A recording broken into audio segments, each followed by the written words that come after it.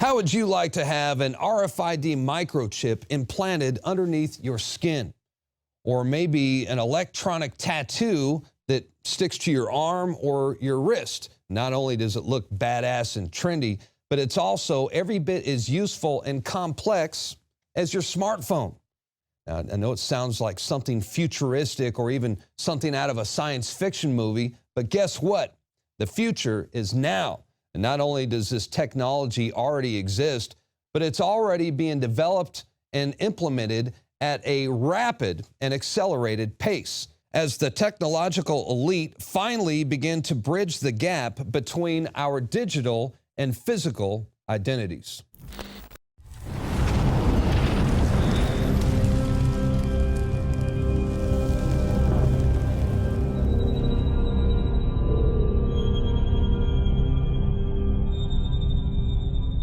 And he provides that no one will be able to buy or to sell, except the one that has the mark, either the name of the beast or the number of his name. Here is wisdom.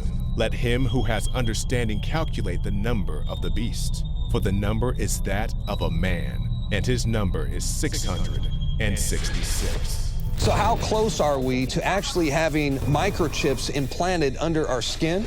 Well, according to the NBC Nightly News with Brian Williams, we might be a lot closer than you think. More now of our special coverage here tonight, life in the U.S. in 10 years' time.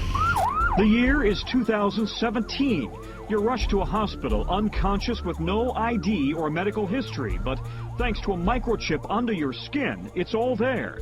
Science fiction 20 years ago, but a biometric reality today. In medical news tonight, a chip the size of a grain of rice could save your life.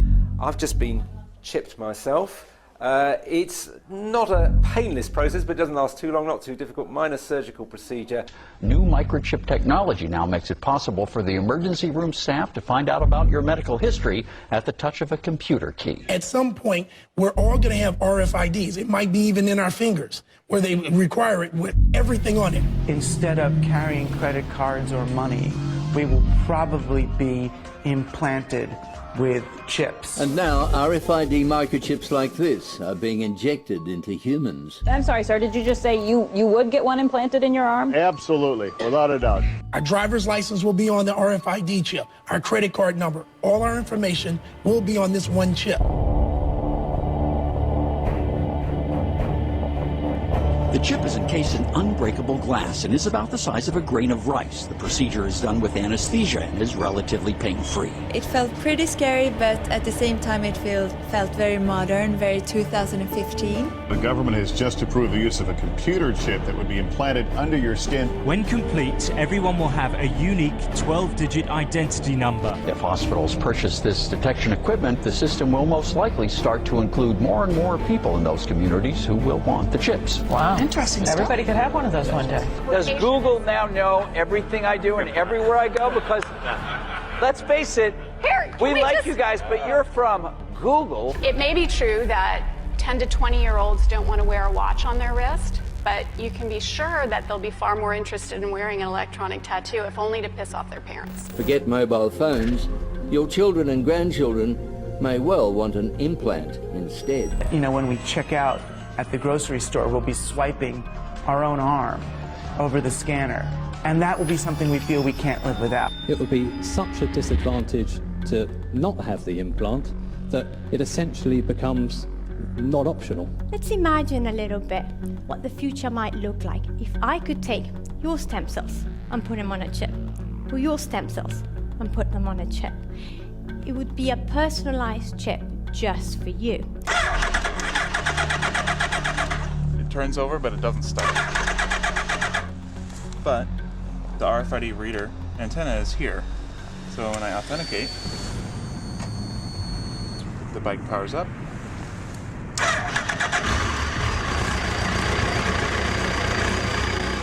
That's it. Imagine if some of these machines could be made so thin, light, and portable that they could be attached right to the surface of your skin and go wherever you go. There's some very sophisticated device functionality sitting on my skin. Welcome to the future, specifically the checkpoint of the future. It is envisaged that the passenger will be able to flow through the security checkpoint without interruption. This is what IATA, which is the airline industry trade body, is hoping will become commonplace around the world. A sort of one-stop shop for security from the curb to the gate, as they say, with dignity. Can a microscopic tag be implanted in a person's body to track his every movement? There's actual discussion about that. You will rule on that, mark my words, before your tenure is over. Mark my words, huh? More like the mark of the beast. Even though it is called a tattoo, there is no need to pierce or puncture the skin. Instead, the device sticks on.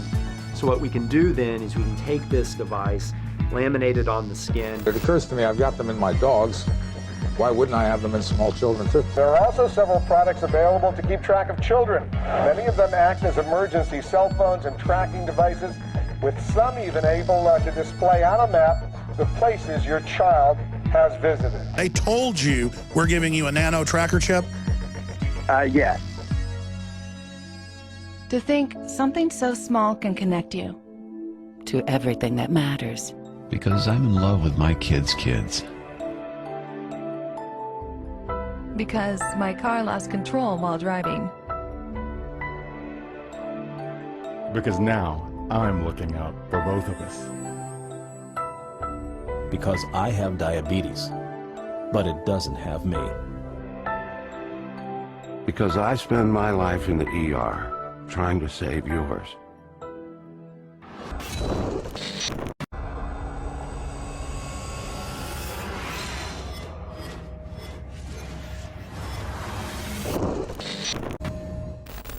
We are now joined by Brandon Gallups from the Freedom Friday radio show. And Brandon, you are a Christian and a biblical scholar. And I wanted to get your take on all this. We see this emerging technology that's on the rise right now. Do you think we are seeing the beginnings of the mark of the beast? Darren, yes, as you said, brother, I am a Christian unashamedly, and I base my life and my views of the world on a biblical worldview. I compare everything against Scripture. And, you know, I'm not one to dogmatically say that absolutely the mark of the beast has arrived on the scene. But with the technologies that we're seeing, the RFID, people willingly getting implanted, and a push even in some places for maybe some forced implants very soon, I do think that that is right around the corner, brother. We could very well be on the horizon of that. Well, see, what's kind of scary to me is we're starting to see a trend, and it's a familiar trend. And that is these executives from these technical corporate giants, if you will, the revolving door, once again, between these high-tech executives and positions in the federal government. For example, Tommy Thompson, he is the former Secretary of Health and Human Services, and he is now on the board with Verichip Corporation. And he is out there actively lobbying for the microchip implant. I'm sorry, sir. Did you just say you would get one implanted in your arm? Absolutely, without a doubt. Okay. Tommy Thompson, former Health and Human Services Secretary. Scott Silverman, Chairman and CEO of Applied Digital. Don't forget to vote in our Squawk Back question. Would you implant or have implanted an RFID chip? They slide it under your skin of your arm. You don't even know it's there. Then there's the former director of DARPA, who is now a Google executive. Her name is Regina Dugan, and I tell you what, she's about as creepy as it gets. She's out there promoting smart tattoos and ingestible biochips that are already approved by the FDA, by the way. And she's telling a very young audience that this technology will give you superpowers. What do you think, Brandon? Do you think that an RFID chip will give you superpowers? Well, it certainly may at some point give you the power to buy and sell, Yeah. But I don't think that it will give you superpowers. Absolutely not. And you know, Darren, when we compare this to Scripture and we look and see, you know, particularly Revelation 13, talking about that the whole world will have this system, and that you will have to have it to be able to buy and sell. This system, this RFID system, is the first technology that we have seen that provides that ability. Now, again, I'm not saying dogmatically this is that, but it certainly has the ability to become that very quickly. Not only that, but they're already planning, I know the United States and Europe, they've already got it in the works where you're not going to be able to travel unless you have some kind of biometric ID. And what do you think about that? I mean, what they're saying, and we're going to show here in a second, where a CNN reporter, he says that you'll finally be able to travel with dignity. Welcome to the future, specifically the checkpoint of the future. This is what IATA, which is the airline industry trade body, is hoping will become commonplace around the world. A sort of one-stop shop for security from the curb to the gate, as they say, with dignity. It is envisaged that the passenger will be able to flow through the security checkpoint without interruption, unless the advanced technology identifies a potential threat. There is expected to be little or no wait time as a result of the enhanced speed at which screening can occur.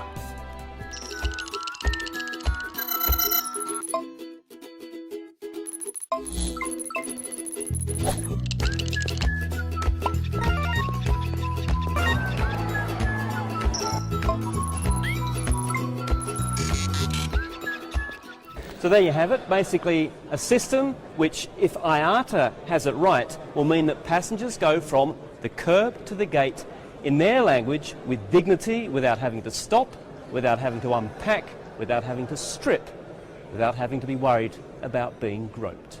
Now, do you think it's going to be dignified to have an implantable RFID chip? No, absolutely not. It certainly won't be dignified, and I won't be traveling. But think about this also, Darren, when we go back to Scripture and it talks about it by their right hand or on their foreheads. You know, obviously John, who saw this vision, lived over 2,000 years ago, and he was using the best language he had to describe what he was being shown. Sure. So, listen, the forehead, the biometric ID, that could be as simple as a retina scan. And we're already seeing these technologies being mandated in, of all places, Israel, which I think is very interesting. Well, and they're also, you know, they're subjecting children to this. I've got an article right here from the Associated Press, right, where it's talking about tracking school children through the Head Start program. They even have kids as young as preschool where they stitch RFID tracking devices in their jerseys, which are required, these kids are required to wear these so they could track their every move. Meanwhile, in the UK, RFID chips are used to track children everywhere they go all day long. So picture this, you have Tommy, young Tommy, he's about 11 years old. When he gets out of school, he gets on the bus, they have him wearing an electronic bracelet, right? It kicks off a sensor that's on the bus, notifies his parents through their cell phone. They get a cell phone message, Tommy is safely on the bus. When he gets off the bus, it notifies him that he's gotten off the bus. And then even when he enters the house, they are notified. So I think it's going to end up, if these kids are raised like this, it's going to be an easy transition for them when they're finally told, listen, the bracelet comes off, now you get the RFID chip implant. What are your thoughts on that? I think you are 100% correct, Darren, because just think about this. Everything that we see that we now realize is evil, going back, the Patriot Act, all of the NSA spying and everything. Listen, that was sold to us as we need this for safety. And of course, why not appeal to our emotions about the most precious thing on earth to us, our children? Listen, we can put this in your children and you never have to worry about your child going missing or being abducted. We will always know where they are. We can always find them, when in fact it may very well be that this is the most evil technology we have ever seen, but it will be sold to us, just like you're saying, in the name of safety. We're already seeing that. Well, technology is definitely a double-edged sword because I could see there's a lot of advantages. Yeah, I would like to know where my children are and that sort of thing, and if they are ever to get lost, it would be nice to be able to track them. So they're definitely going to sell it that way. Well, I tell you what, if you think the federal government is not going to utilize this technology to track its own citizens, think again. Here's Attorney General Eric Holder talking about a conversation he had with Vice President Joe Biden about mandatory electronic bracelets for gun owners. Vice President Biden and I had a meeting with a group of technology people and talked about how guns can be made more safe by making them either through fingerprint identification, the gun talks to a bracelet or something that you might wear, how guns can be used only by the person who is lawfully in possession of the weapon. And here's another very alarming clip from then Senator Joe Biden before he became vice president. And this was during the confirmation hearings for Supreme Court Justice John Roberts. Biden tells Roberts that he will have to rule on implantable microchips during his tenure. And we'll be faced with equally consequential decisions in the 21st century. Can a microscopic tag be implanted in a person's body to track his every movement? There's actual discussion about that. You will rule on that, mark my words, before your tenure is over.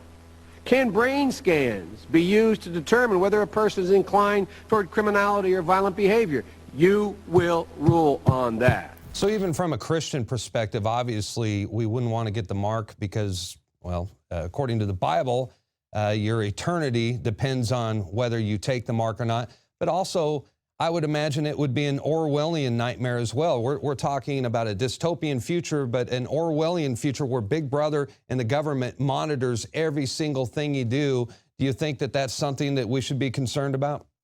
No, I definitely do, because you have to think, I mean, just common sense would tell us that when this time comes, when we see something mandated where they are trying to mark every person in the whole world, whether that be for tracking or for buying or selling or whatever it is, it's not just going to be Christians, people like myself who are familiar with the word, that say, wait a minute, we know what this is. There's going to be people out there who just common sense, who may give no regard to the Bible at all, that say, this is crazy. There's no way I'm going to participate in this. So yeah, absolutely. I think that we'll see both. And you know, the scripture is very clear that Christians are going to be submitted to this at some point. We are going to have to make this decision.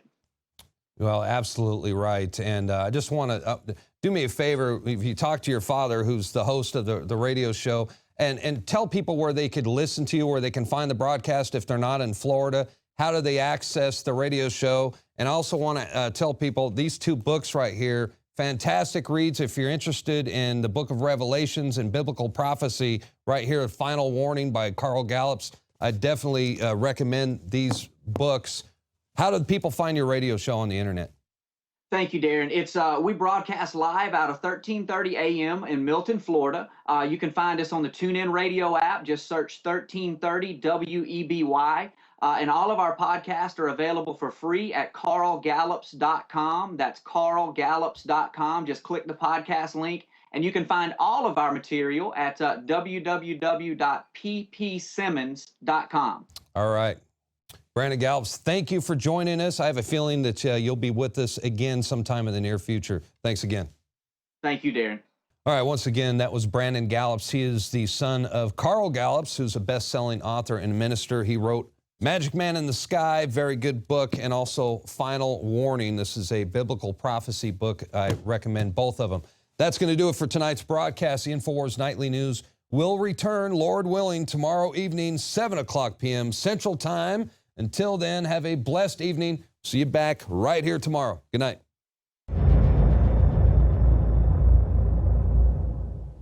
From the water table to our soils to the atmosphere itself, our world is becoming more and more toxic each and every day. But it's not just the air outside that's toxic. Indoor air has been shown to have 2 to 5 times higher concentrations of pollutants than even outdoor air. And most Americans spend 90% of their time inside using toxic chemicals within their homes. There are more than 42 million smokers in the United States. Well over 1,000 types of mold and mildew linked to numerous conditions. And don't forget the fact that 6 million Americans live with pets they're allergic to as well. When I began to research these statistics, it was clear to me it was time to start cleansing my lungs in order to combat the toxic environment that we cannot escape, but that we can fight back against. Made with organic and wild cultivated herbs and manufactured in the USA, the new InfoWars Life Lung Cleanse is here in a convenient spray bottle that can be brought with you throughout any toxic environment. Now available exclusively at InfoWarsLife.com or by calling toll-free 888-253-3139. You are watching the InfoWars Nightly News, which airs 7 p.m. Central at InfoWarsNews.com. And your support is helping us defend liberty worldwide.